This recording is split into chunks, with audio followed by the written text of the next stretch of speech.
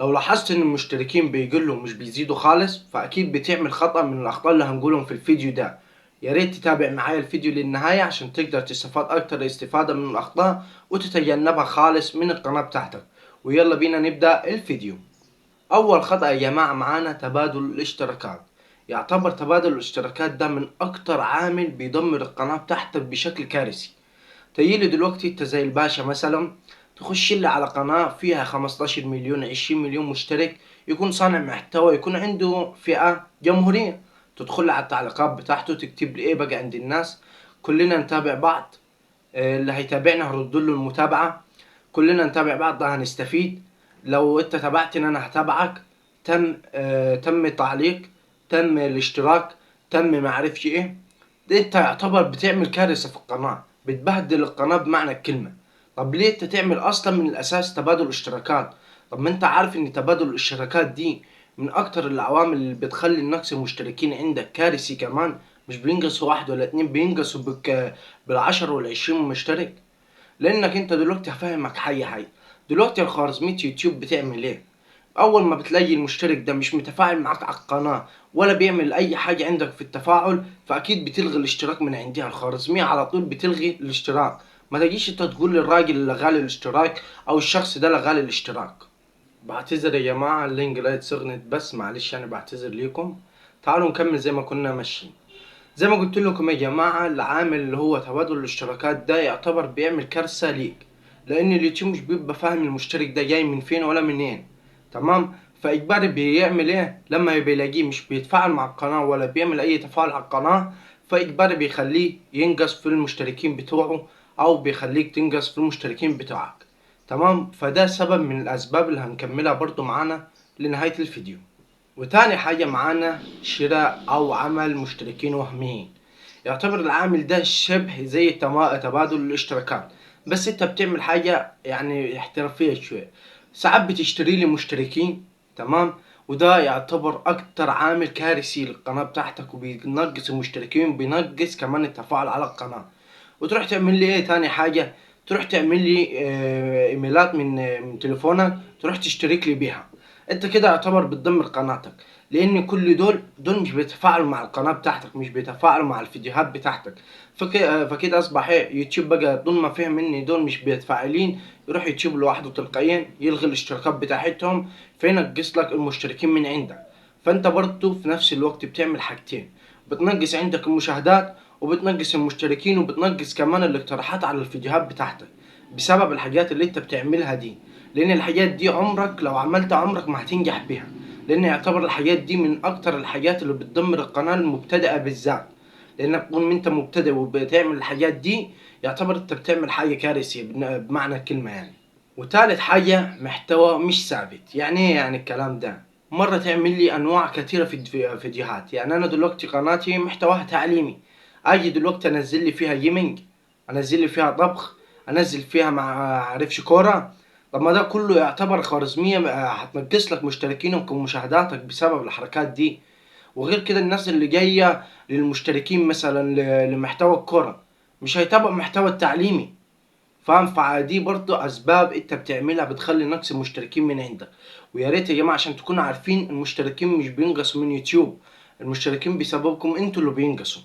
يعني يوتيوب اكيد مش هيخليك تنقص مشتركين ولا الحاجات دي، لا انت اللي بتعمل الحاجات دي بنفسك. فعشان كده ما تعملش الحاجات اللي قلناها دلوقتي. ولسه في حاجات كتيرة لنهاية الفيديو بإذن الله لازم تعرفها عشان تتجنبها خالص وخالص من أي محتوى بتاعك.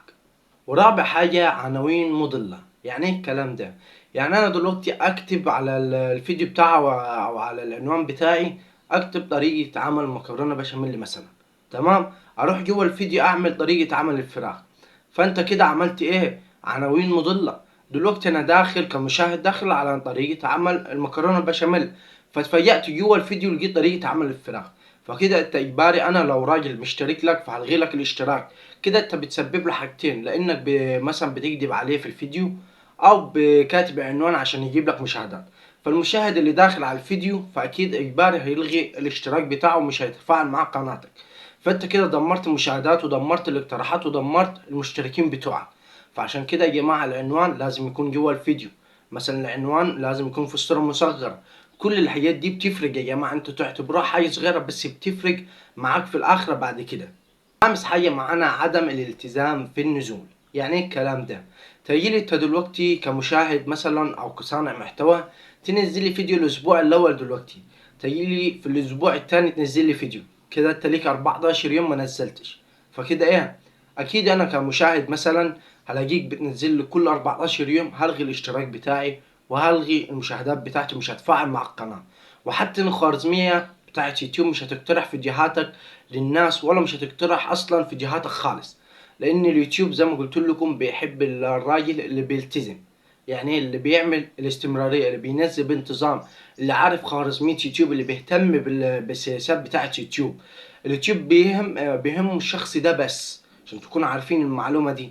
لازم تكون تتجنب الحاجات اللي قلناها دي خالص. يعني ما تجيش تعمل لي مثلا تنزل لي فيديو دلوقتي وبعديها بشهر تنزل لي فيديو تاني، يعتبر انت كده عدم استمرارية. كده يوتيوب او خوارزمية يوتيوب عرفتك اللي انت مش منتظم على القناة، فإجبار هتقلل الاقتراحات وهتقلل التفاعل على القناة. وانا كمشاهد دلوقتي لقيتك بتنزل لي 10 يوم تنزل لي فيديو، إجبار هلغي لك المشترك. طب ايه الحل يا امير؟ تنزل لي كل يوم، محتواك تقيل تنزل لي كل 3 ايام، يعني في الاسبوع تنزل لي فيديوهين، ده للمحتوى التقيل فقط. محتواك زي محتوايا حاول تنزل لي كل يوم فيديو، لانك انت كده بتعرف الخوارزمية كمان اللي انت راجل متفاعل على اليوتيوب، بتنزل باستمرار متفاعل مع القنوات. فكده يوتيوب على طول هيحبك وهيبدأ يقترح الفيديوهات بتاعتك على الناس الصح. وسادس حاجة والأخيرة اللي هي عدم التفاعل مع الجمهور. انت ممكن من وجهة نظرك تشوفها حاجة عادية، بس الحاجة دي يعتبر من أهم العوامل اللي على اليوتيوب، لانك لما تفاعلتش مع الجمهور او مع التعليقات اللي بتجيلك لوحده، المشاهد مش هيجيلك تاني. ليه؟ المشاهد داخل الفيديو او المحتوى بتاعك عايزك ترد عليه. ليه؟ يعني مثلا بيسألك ازاي احل مشكلة كذا، ازاي مثلا بتعمل صورة مصغرة، المشاهد عايز بقى التعليق ده، عايز بقى ترد عليه. لكن انت لو ما ردتش عليه وتجاهلته، اجباري هيطلع منك، هيحذف التعليق وهيلغي الاشتراك لو هو عامل لك، ومش هيشاهدك تاني، لانك مش بتتفاعل مع الجمهور. لانك انت الحاجة دي شايفها حاجة بسيطة، لكن هي عند المشاهدين حاجة كبيرة جامد، والله بكلمك جد. يعتبر اللي عامل ده حاجة كبيرة جامد، لو انت رديت عليه او حللت له المشكلة بتاعته اكيد هيحبك وهيتابع فيديوهاتك باستمرار، كمان لو حليت له كمان بالذات المشكلة بتاعته اللي هو كاتبها لك في التعليق. وكده باذن الله نكون اديناكم كل النصائح الكافية، ويا ريت ما تنساش الدعم بتاعك بالاشتراك واللايك والتعليق الجميل بتاعك. ومع السلامة، سلام.